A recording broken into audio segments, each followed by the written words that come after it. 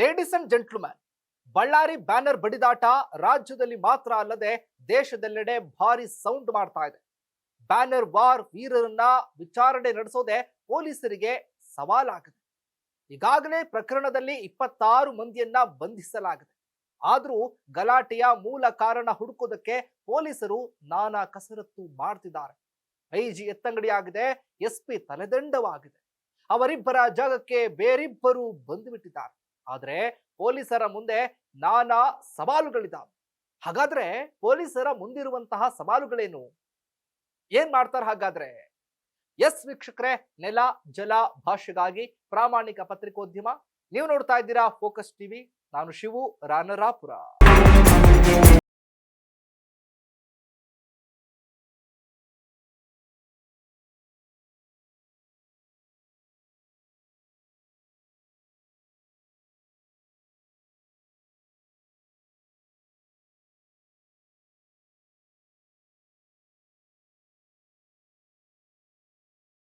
ಬಡಿದಾಟದ ಕಿಡಿ ರಾಜ್ಯ ರಾಜಕಾರಣದಲ್ಲಿ ಭಾರಿ ಸೌಂಡ್ ಮಾಡ್ತಾ ಇದೆ.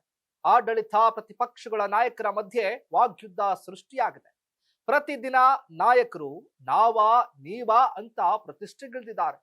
ಸಿಎಂ ಸಿದ್ದರಾಮಯ್ಯ ಆದಿಯಾಗಿ ಕಾಂಗ್ರೆಸ್ನ ನಾಯಕರು ಹಾಗೆ ಪ್ರತಿಪಕ್ಷ ನಾಯಕ ಆರ್ ಅಶೋಕ್, ಬಿಜೆಪಿ ನಾಯಕರು, ಈ ಎರಡು ಪಕ್ಷಗಳ ನಾಯಕರ ನಡುವೆ ಮಾಜಿ ಸಿಎಂ ಕೇಂದ್ರದ ಪ್ರಭಾವಿ ಸಚಿವ ಎಚ್ ಡಿ ಕುಮಾರಸ್ವಾಮಿ ಕೂಡ ವಾಗ್ದಾಳಿ ನಡೆಸುತ್ತಿದ್ದಾರೆ. ಈ ಮಧ್ಯೆ ಪೊಲೀಸರು ಪ್ರಕರಣವನ್ನ ಎಚ್ಚರಿಕೆಯಿಂದ ತನಿಖೆ ನಡೆಸುತ್ತಿದ್ದಾರೆ. ಈಗಾಗಲೇ ಶಾಸಕ ಜನಾರ್ದನ ರೆಡ್ಡಿ ಹಾಗೂ ಶಾಸಕ ಭರತ್ ರೆಡ್ಡಿ ಕಡೆಯ 26 ಬೆಂಬಲಿಗರನ್ನ ಅರೆಸ್ಟ್ ಮಾಡಿದ್ದಾರೆ. ಇದಲ್ಲದೆ ಹೊಸದಾಗಿ ಬಿಜೆಪಿಯ 33 ಮಂದಿಗೆ ಹಾಗೂ ಕಾಂಗ್ರೆಸ್ನ ಕೆಲವರಿಗೆ ಹೊಸದಾಗಿ ನೋಟಿಸ್ ಕೊಟ್ಟಿದ್ದಾರೆ. ಹೀಗೆ ಪ್ರಕರಣದ ತನಿಖೆ ಪೊಲೀಸ್ನವರು ಮತ್ತಷ್ಟು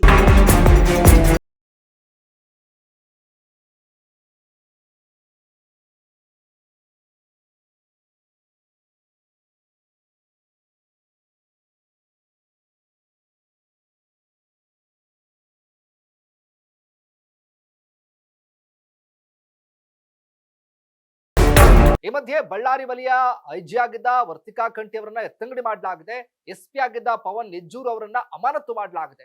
ಈ ಬೆನ್ನಲ್ಲೇ ಐಜಿ ಆಗಿ ಜನಾರ್ದನ ರೆಡ್ಡಿ ಅವರ ಬದ್ಧ ವೈರಿಯೇ ಆಗಿರುವಂತ IPS ಅಧಿಕಾರಿ ಹರ್ಷ ಅವರನ್ನ ಐಜಿ ಆಗಿ ಹಾಗೆ ಸುಮನಾ ಪನ್ನೇಕರ್ ಅವರನ್ನ ಎಸ್ಪಿ ಆಗಿ ನೇಮಿಸಲಾಗಿದೆ. ಈ ಇಬ್ರು ಅಧಿಕಾರಿಗಳು ಅಧಿಕಾರ ವಹಿಸಿಕೊಂಡ ಬೆನ್ನಲ್ಲೇ ಪೊಲೀಸರಿಗೆ ಬಿಸಿ ಮುಟ್ಟಿಸಿದ್ದಾರೆ.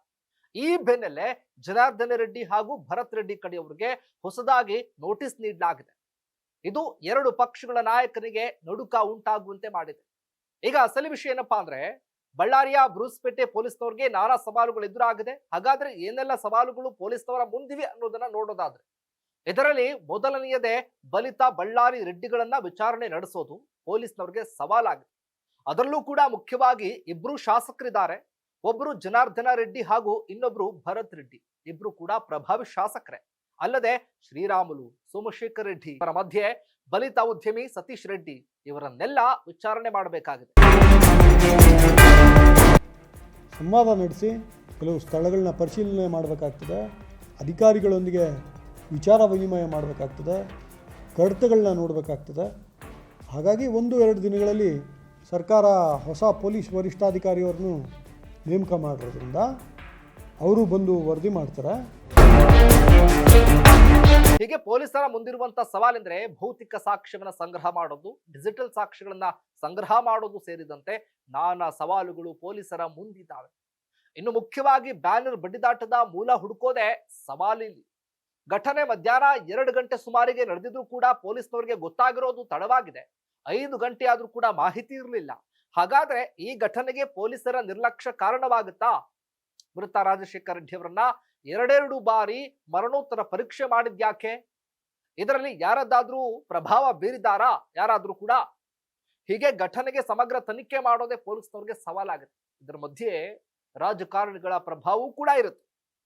ಇದನ್ನೆಲ್ಲ ಮೆಟ್ಟಿ ನಿಲ್ತಾರಾ ಪೊಲೀಸ್ನವರು? ಮೂಲ ಗಲಾಟೆಯಾದವರನ್ನ ಪತ್ತೆ ಹಚ್ಚುತ್ತಾರಾ ಎಂಬುದೇ ಸದ್ಯದ ಪ್ರಶ್ನೆ ಆಗುತ್ತೆ. ಇದಾಗಿತ್ತು ಫೋಕಸ್ನ ಸ್ಪೆಷಲ್ ರಿಪೋರ್ಟ್. ನೆಲ ಜಲ ಭಾಷೆಗಾಗಿ ನೋಡ್ತಾ ಇರಿ ಫೋಕಸ್ ಟಿವಿ.